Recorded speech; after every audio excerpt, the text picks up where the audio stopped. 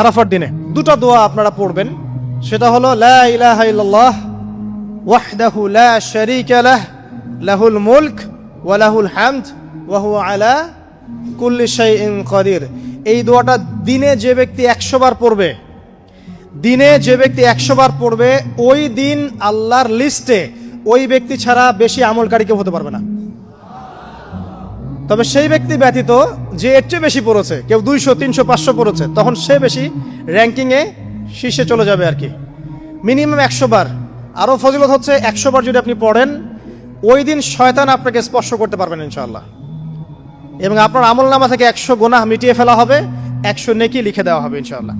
অতএব আজকে আমরা এই দোয়াটা পড়তে পারি, লা ইলাহা ইল্লাল্লাহ ওয়াহদাহু লা শারীকা লাহ লাহুল মুলক ওয়া লাহুল হামদ ওয়া হুয়া আলা কুল্লি শাইইন কাদির।